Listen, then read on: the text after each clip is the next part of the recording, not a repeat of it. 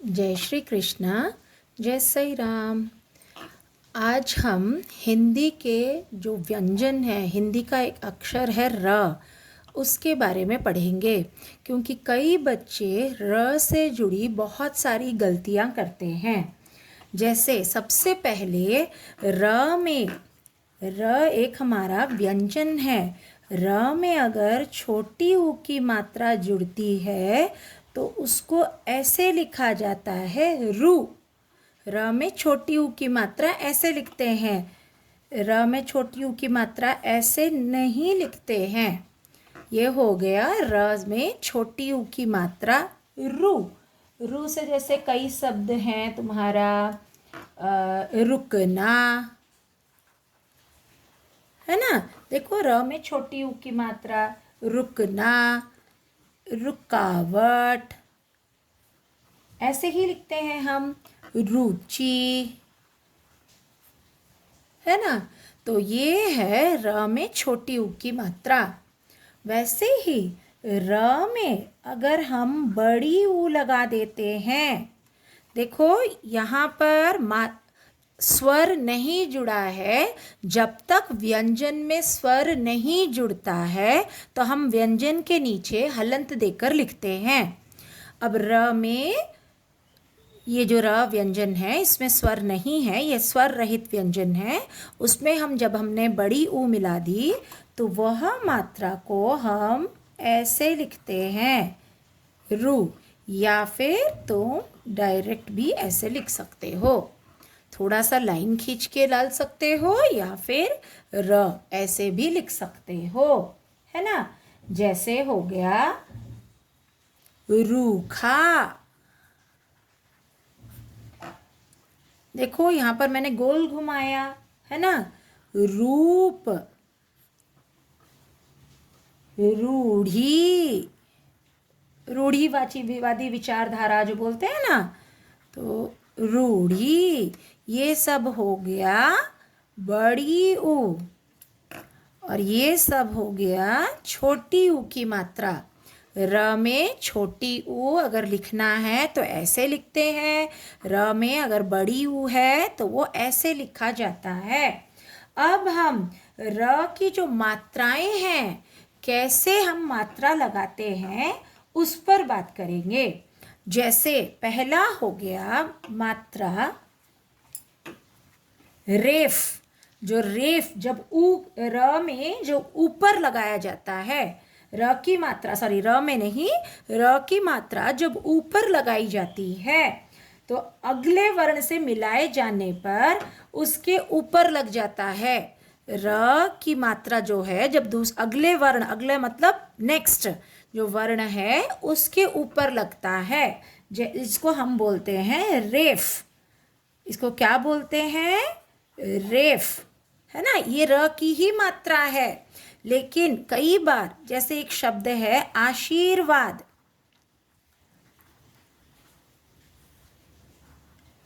आशीर्वाद, बहुत सारे बच्चे गलती से श में बड़ी की जो मात्रा है यहीं पर रेफ लगा देते हैं, यहाँ लगा देते हैं, जो कि गलत है। आशीर्वाद, मैं बोल रही हूँ ध्यान से सुनो, आशीर्वाद। र हम शी के बाद बोल रहे हैं, इसलिए उसके अगले वाले वर्ण में मिल जाता है वो, और उसके ऊपर लग जाता है, इसलिए इसको हम ऐसे लिखते हैं आशीर्वाद। वैसे ही अगर हम लिखेंगे दर्पण, मैं क्या बोल रही हूँ? दर्पण, द के बाद र बोल रही हूँ, इसलिए अगले वाले द के बाद द में नहीं लगेगा रेफ, वो रेफ प में लगेगा, क्योंकि दर्पण द के बाद हम र बोल रहे हैं। दर्पण। वर्षा, वर्षा, व के बाद जो अगला वर्ण है, अगला वर्ण ये है, उसमें र की मात्रा ऊपर लग जाएगी, तो ये हो गया वर्षा। समझ गए रेफ किस तरीके से रेफ का इस्तेमाल होता है। अब हमारा चौथा है, र से पहले यदि कोई स्वर रहित व्यंजन हो, स्वर रहित मतलब उसमें स्वर ना हो। व्यंजन व्यंजन क से लेकर ज्ञ तक जो होते हैं वो व्यंजन होते हैं। अ से लेकर औ तक वो स्वर होते हैं, है ना। तो र से पहले यदि कोई स्वर रहित व्यंजन हो तो र उसके नीचे लगाया जाता है, जो कि हम ऐसे लिखते हैं स्वर रहित व्यंजन। जैसे अगर मैं ले रही हूं पत्र, ये देखो र किससे पहले है, पत्र। पत्र र से पहले मैं त को आधा बोल रही हूं, पत्र पत्र। तो क्या हो गया, र से पहले जो व्यंजन है त, वो स्वर नहीं है उसमें। जैसे यहाँ पर र में स्वर नहीं है तो वो र ऐसे होता है, उसको ऐसा बोला जाता है। वैसे ही पत्र में र जो है, र से पहले स्वर रहित व्यंजन है त, है ना। इस वजह से ये ऐसे लिखा गया पत्र। ठीक वैसे ही हम लिख सकते हैं चक्र। चक्र क स्वर रहित है, स्वर रहित त ये है, स्वर रहित क ये है ना। तो उसमें क के बाद देखो चक्र, र हम बाद में बोल रहे हैं, क को पहले बोल रहे हैं, इस वजह से हम क को नीचे लगा देते हैं। जैसे और हो गया प्रातः। प्रातः ये प के नीचे हलंत, ये स्वर रहित व्यंजन है प।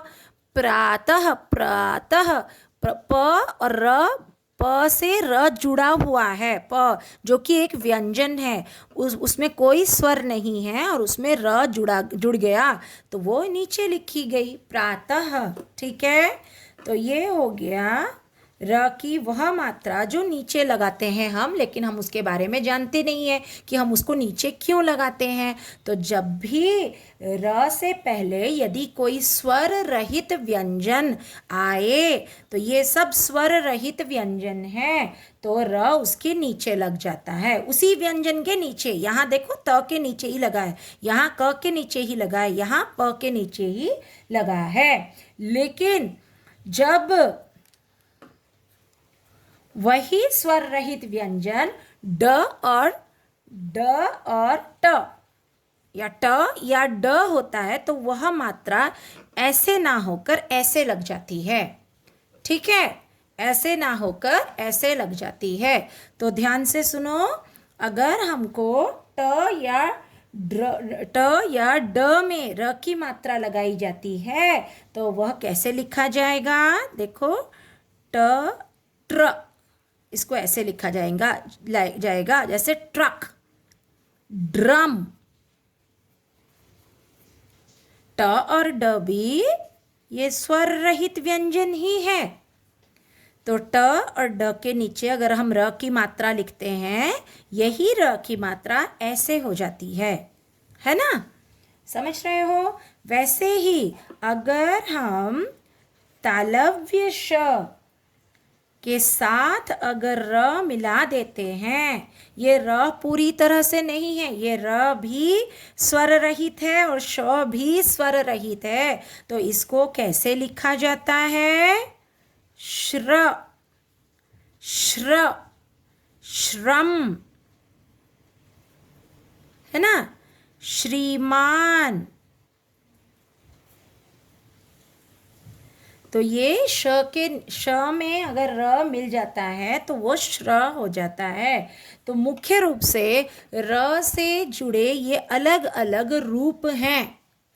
जो र में कैसे छोटी ऊ की मात्रा, बड़ी ऊ की मात्रा, फिर रेफ के लिए बहुत सारे बच्चे गलती करते हैं। हमेशा ये ध्यान देना है, जो रेफ होता है वो कहाँ लगता है, अगले वर्ण में लग जाता है, अगले वर्ण में ऊपर की तरफ लग जाता है। तो देखो आशीर्वाद, दर्पण, वर्षा, कर्ण हम बोलते हैं जब कर्ण, क के बाद हम र बोल रहे हैं तो ण के ऊपर र की मात्रा आ जाती है, मात्रा, तो उसको रेफ, ण के ऊपर रेफ लग जाता है। ये रेफ र की मात्रा नहीं है, ये सब र की मात्राएं हैं, लेकिन रेफ भी हम र के लिए ही इस्तेमाल करते हैं। तो उसका इस्तेमाल किस प्रकार होता है, तो आशा करती हूँ आप सबको आज समझ आ गया होगा। और आप जब भी आगे र से जुड़े शब्द लिखें तो उसमें कोई गलतियाँ न करें। अगर आपको मेरा ये वीडियो पसंद आया तो उसको लाइक कीजिए, अपने दोस्तों के साथ शेयर कीजिए, ज़्यादा से ज़्यादा शेयर कीजिए ताकि ज़्यादा से ज़्यादा बच्चों को इसकी मदद मिल जाए। और आप सब्सक्राइब भी कीजिए और साथ में एक बेल आइकॉन है उसको दबा दीजिए, ताकि जब मैं आगे कोई भी विषय पर, ऐसे कोई भी विषय पर वीडियो शेयर करूं तो आप सबको नोटिफिकेशन आ जाए। राधे राधे।